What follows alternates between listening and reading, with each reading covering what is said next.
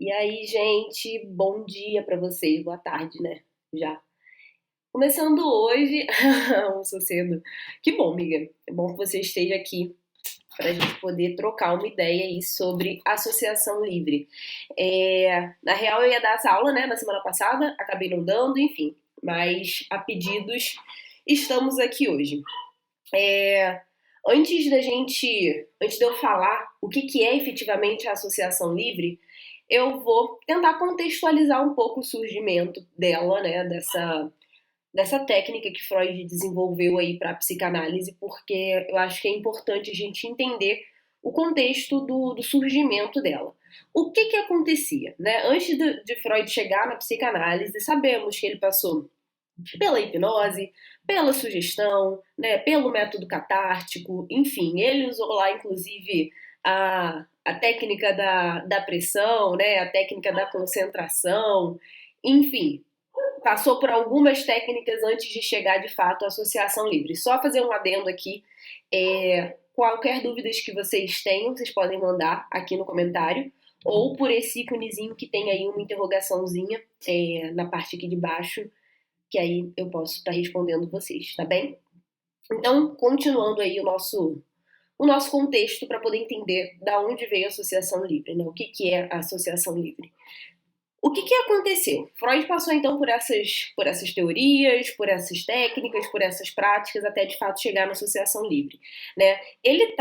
O que ele procurava nessa época era conseguir acessar os conteúdos que falassem do sintoma, né? Que falassem do momento traumático, que falassem do momento de surgimento, né? De instauração do trauma que levou ao sintoma atual da pessoa. Até a técnica ali da pressão, né? Ele estava usando a hipnose, a sugestão, ele variava entre uma e outra. E na técnica da concentração, quando Freud chega na técnica da concentração, ele já não utiliza mais a hipnose nem a sugestão. Né? De alguma forma, quando Freud chega na técnica da concentração, ele começa a se aproximar ao que de fato ao que ia vir a ser a associação livre posteriormente.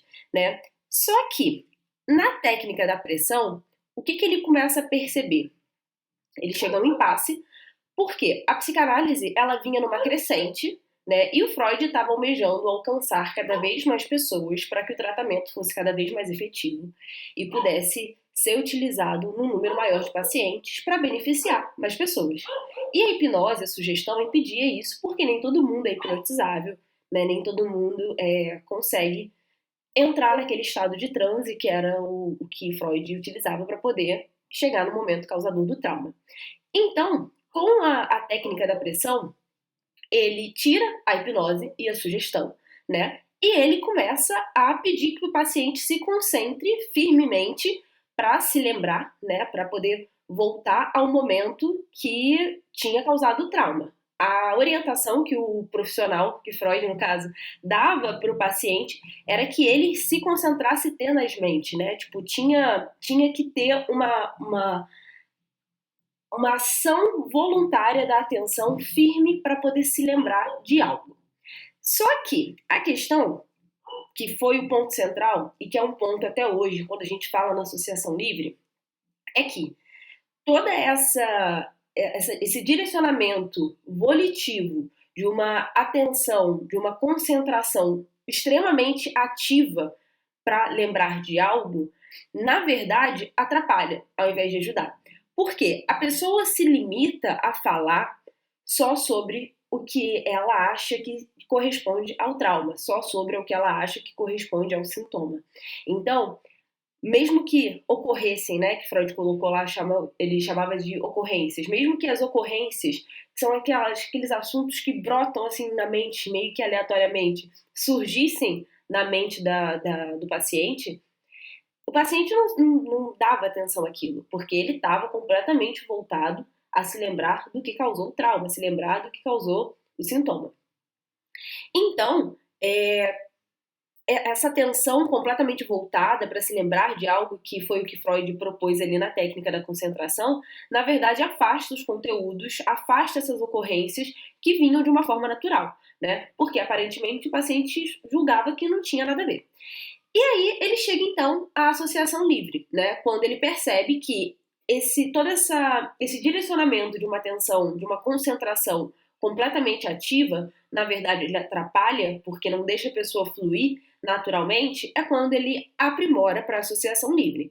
Porque a associação livre, ela vai propor que a pessoa fale sem restrições, né, de uma forma livre, de uma forma fluida, tudo que ocorrer na mente dela, sem hesitar, sem selecionar, né? Mesmo que aquele conteúdo pareça que não faça sentido, mesmo que aquele conteúdo pareça que não vá contribuir em nada ao que está sendo tratado e falado no setting naquele momento. E apesar de parecer talvez assim um pouco redundante, um pouco aleatório, um pouco simples assim, né? Tipo, tá, a pessoa fala sobre o que ela quiser. Na real, é super difícil, porque quando a gente pensa sobre algo, a gente vai comunicar, a gente nunca comunica exatamente o que a gente pensou, não na maioria das vezes. Então a gente sempre de alguma forma modifica, manipula o nosso pensamento quando ele passa para a nossa fala. E a associação livre, ela propõe justamente que você não faça essa manipulação, que você deixe escoar o que vem da tua mente para a tua fala de uma forma sem mexer, entende? É deixar um canal livre realmente. E apesar de parecer super fácil, esse é um impasse, principalmente dentro da análise. Até porque quando as pessoas estão fazendo terapia, no geral, tem aquela ideia de que eu tenho que falar só sobre o meu sintoma, eu tenho que falar só sobre um problema. Então, mesmo que surjam coisas aleatórias dentro do discurso do sujeito, ele tem a tendência a deixar isso de lado. E aí a importância de, não só durante o primeiro contrato ali que você faz no início do tratamento, mas até no percorrer do processo analítico, você refazer esse contrato de alguma forma, né? E eu coloco entre aspas porque de fato não é refazer um contrato, mas de alguma forma você lembrar ao paciente sobre a importância dele associar livremente, né, dentro de uma linguagem que seja acessível, dentro de uma linguagem que ele possa entender o que você está querendo dizer, para que ele possa, de alguma forma, deixar essas censuras e entender que ali é o lugar para ele poder associar, para ele poder falar sobre o que estiver passando na mente dele, né? Então, a associação livre, a gente poderia igualar ela a falar sem censura, né? A deixar uma palavra desencadear a outra, a deixar um assunto desencadear o outro, de uma forma natural, realmente. Então, para a gente já ir concluindo, né, a nossa aula de hoje, a ideia central da associação livre é eliminar a censura que passa do nosso pensamento para a nossa fala. É a gente deixar os assuntos transcorrerem de uma forma natural, né? De uma forma sem censura, de uma forma sem diminuindo a possibilidade de repressão ali consciente ou inconsciente sobre os assuntos que brotam dentro do processo analítico.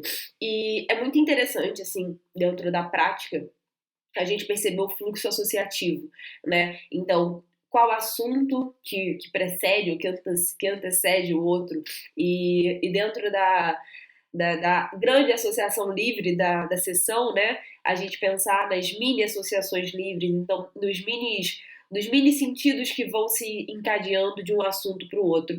Isso é muito rico, isso aprimora muito a gente poder entender e dar um sentido para a análise, né, do sujeito ali de uma forma mais efetiva, de uma forma mais direcionada. Então, chegamos ao fim da nossa aula cápsula hoje, foi rapidinha, como sempre, gosto dessa proposta, acho que vocês também se identificam. Espero que o assunto tenha sido útil, espero que vocês possam ter aprendido sobre a associação livre. No mais, estou aí para a gente poder trocar ideia, conversar e, enfim, tirar qualquer dúvida que vocês possam ter ficado. Um beijo, obrigada por quem ficou comigo até agora. Até a próxima!